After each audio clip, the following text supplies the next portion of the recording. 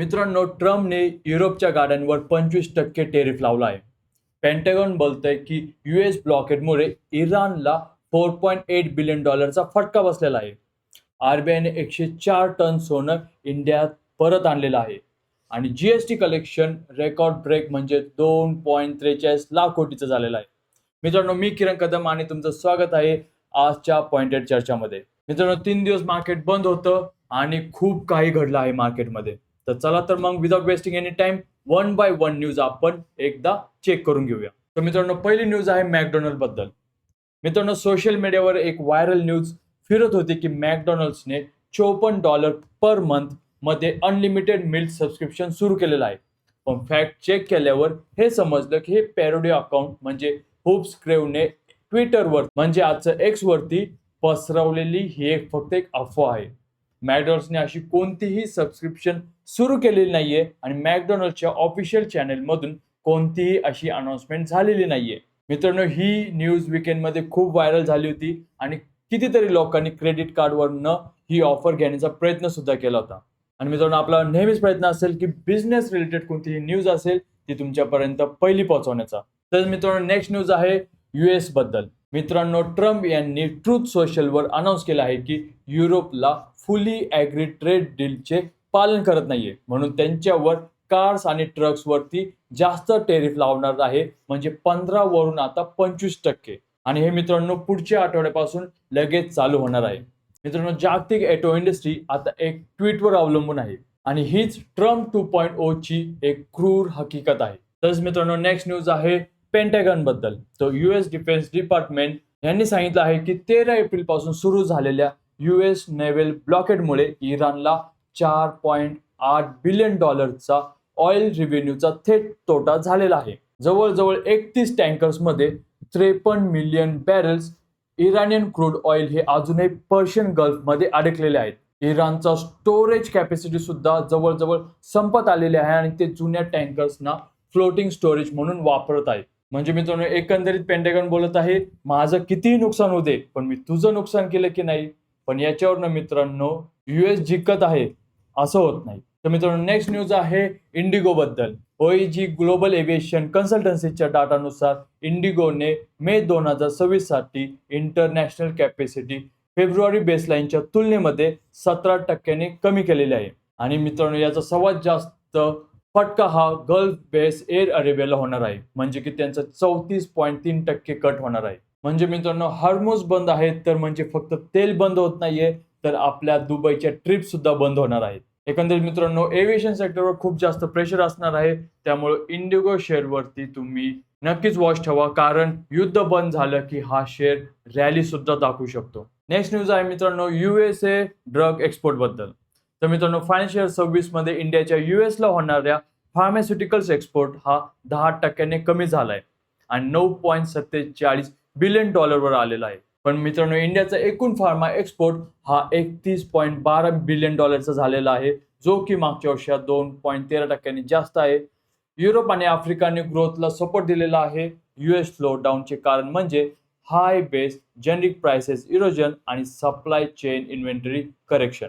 तरी पण मित्रांनो, फायनान्शियल इयर 27 मध्ये 6 ते 9% ग्रोथ ही इंडस्ट्री एक्सपेक्ट करत आहे. नेक्स्ट न्यूज आहे मित्रांनो अमेझॉन आणि फ्युचर ग्रुप बद्दल. तर अमेझॉनने किशोर बियाणी लेड फ्युचर ग्रुपकडून मूळ 1436 कोटींची डिमांड केलेली होती. पण मित्रांनो, दिल्ली हायकोर्टने 28 एप्रिलला डिस्प्यूट क्लोज केलं आणि फ्युचर ग्रुपला आर्बिट्रल अवॉर्ड चॅलेंज विथड्रॉन करायला परवानगी दिलेली आहे. आणि अखेरकार मित्रांनो, हे 5 वर्षाचं कायदेशीर युद्ध समाप्त झालेलं आहे. नेक्स्ट न्यूज आहे मित्रांनो एथर एनर्जी बद्दल. तर एथर एनर्जीचे को फाउंडर आणि सीईओ तरुण मेहता यांनी सरकारच्या ॲटो पीएलआय स्कीम मधून स्टार्टअप एक्सक्लुजनला कडक विरोध केलेला आहे. त्यांचं असं म्हणणं आहे की इलेक्ट्रिक स्टार्टअपसाठी जे पीएलआय अंतर्गत क्रायटेरिया आहे, म्हणजे 10,000 कोटी ग्लोबल ऑटोमोटिव्ह रेव्हेन्यू आणि 3,000 कोटीचा फिक्स असेट, हे पूर्णतः अशक्य आहे.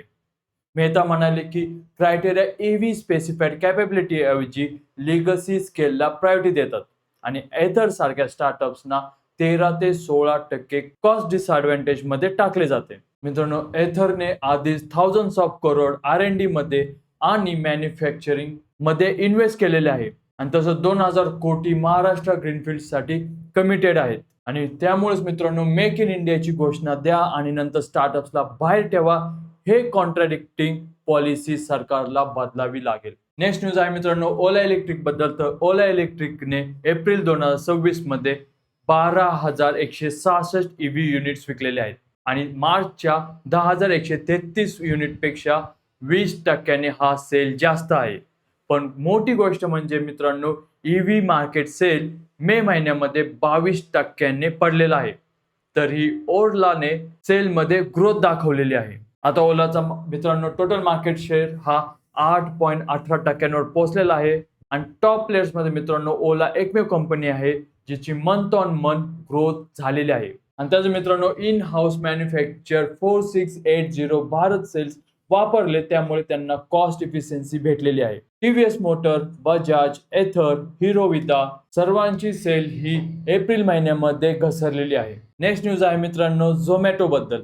तर इटर्नल जी झोमॅटो आणि ब्लिंकिटची पॅरेंट कंपनी आहे त्यांचा प्लॅटफॉर्म फी आता ॲव्हरेज ऑर्डर व्हॅल्यूच्या 4 ते 5% पर्यंत पोहोचलेला आहे.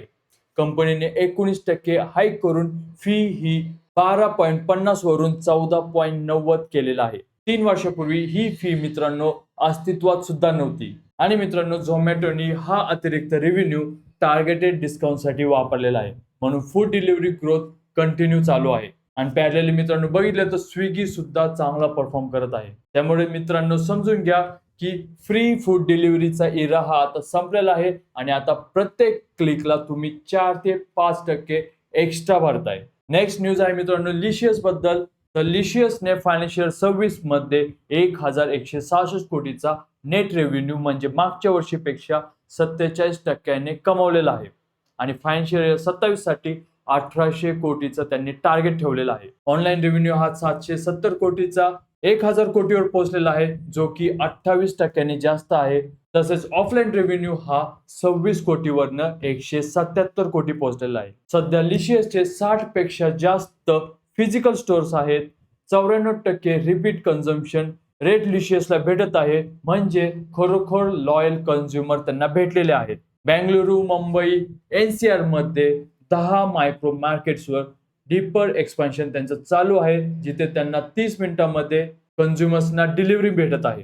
म्हणजेच मित्रांनो मांस मासे होम डिलिव्हरीला युनिकॉर्न बनवायला इंडियन मिडल क्लास हा तयार आहे. नेक्स्ट न्यूज आहे मित्रांनो जीएसटी कलेक्शन बद्दल. तर एप्रिल 2026 मध्ये इंडियाचा जीएसटी कलेक्शन हा रेकॉर्ड ब्रेकिंग 2.43 लाख कोटींपर्यंत पोहोचलेला आहे, म्हणजे मित्रांनो 8.7% इयर ऑन इयर वाढ. यामध्ये इम्पोर्ट जीएसटी हा 25.8% आहे. ग्लोबल कमोडिटी प्राइसेस उडाल्याचा यांना खूप जास्त फायदा झालेला आहे. डोमेस्टिक जीएसटी हा 4.3%, तसेच नेट जीएसटी रेव्हेन्यू हा 2.10 लाख कोटीचा आहे. त्यामुळे मित्रांनो अर्थव्यवस्था कमजोर आहे म्हणणाऱ्यांना जीएसटी डाटाची एक चौकट थांबवावी लागेल आणि त्यांना दाखवावं लागेल की रोज सरकारी तिजोरीमध्ये 8,000 कोटीचं कलेक्शन येत आहे. तर मित्रांनो नेक्स्ट न्यूज आहे मिनिस्ट्रीने व्हीपीएन प्रोव्हायडर्सला दिलेल्या वॉर्निंग बद्दल. Ministry of electronics and IT ने ऍडवायझरी जारी केलेली आहे की व्हीपीएन प्रोव्हायडर्सनी illegal online betting plus prediction market platform जसे पॉलीमार्केटच्या ऍक्सेसला सक्षम करू नये. IT ऍक्टच्या सेक्शन 69A अंतर्गत सरकारने आधीच 8,376 इलिगल गॅम्बलिंग साइट्सना ब्लॉक केलेला आहे. युजर्स हे INR ला USDC मध्ये कन्वर्ट करून प्रेडिक्शन मार्केटमध्ये पैसे टाकत आहे आणि या गोष्टीला कुठेतरी रेस्ट्रिक्शन यावे म्हणून मिनिस्ट्री हे नवीन कडक रूल्स काढत आहेत. तर मित्रांनो नेक्स्ट न्यूज आहे ऑटोपे रूल्स बद्दल. RBIने डिजिटल पेमेंट्स ई-मॅन्डेट फ्रेमवर्क 2026 जाहीर केलेला आहे, जो क्रेडिट, डेबिट कार्ड्स आणि PPIs आणि UPI साठी लागू होणार आहे. 15,000 रुपयांपर्यंत रिकरिंग ट्रान्झॅक्शन OTP शिवाय होतील, पण युजर्सला आधी वन टाइम AFA म्हणजे ॲडिशनल फॅक्टर ऑथेंटिकेशनने ई-मॅन्डेट सेट करावं लागेल. Insurance premium, mutual fund, SIP आणि क्रेडिट कार्ड बिलसाठी 1 लाखापर्यंत AFA एक्झेम्पशन मिळेल. बँक्स आणि पेमेंट प्रोव्हायडर्सना आता 24 तास आधी प्री डेबिट अलर्ट पाठवावं लागेल आणि या अलर्टमध्ये अमाऊंट, डेबिट डेट आणि मर्चंट नेम त्यांना प्रॉपर मेन्शन करावं लागेल. आरबीआयने zero liability policy unauthorise E mandate ट्रान्झॅक्शनसाठी एक्सटेंड केलेली आहे. म्हणजे एकंदरीत मित्रांनो, तुमच्या अकाउंट मधून ऑटोमॅटिक पैसे जाणार, पण तुम्हाला कमीत कमी 1 दिवस अगोदर याचा अलर्ट यावा, हा आरबीआयचा प्रयत्न असेल. तर मित्रांनो, नेक्स्ट न्यूज आहे की आरबीआयने 104 टन सोनं लंडन वरून इंडियाला परत आणलेलं आहे. H2 फायनान्शियल सर्व्हिस मध्ये आरबीआयने 104.23 मेट्रिक टन सोनं लंडन वरून डोमेस्टिक वॉल्सला परत आणलेलं आहे. इंडियाची एकूण गोल्ड होल्डिंग्स आता 880.52 टन, ज्याच्यामध्ये 680.05 टन ही डोमेस्टिक आहे, तर 197.67 टन हे ओव्हरसीज आहे. फॉरेक्स रिझर्व्ह मध्ये मित्रांनो, गोल्डचा वाटा 6 महिन्यांमध्ये 93.92 वरून 16.7% झालेला आहे.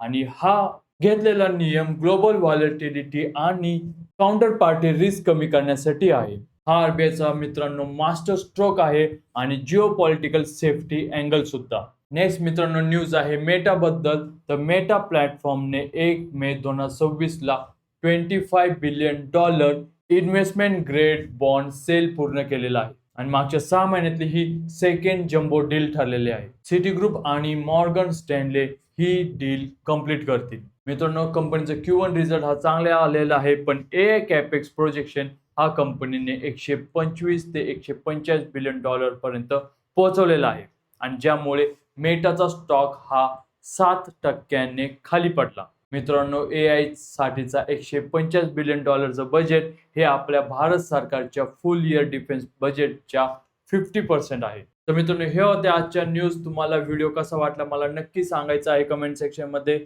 आणि व्हिडिओला लाईक नक्की करायचा आहे. अशाच इंटरेस्टिंग न्यूज सह भेटूया पुढच्या व्हिडिओमध्ये. तोपर्यंत जय हिंद, जय महाराष्ट्र.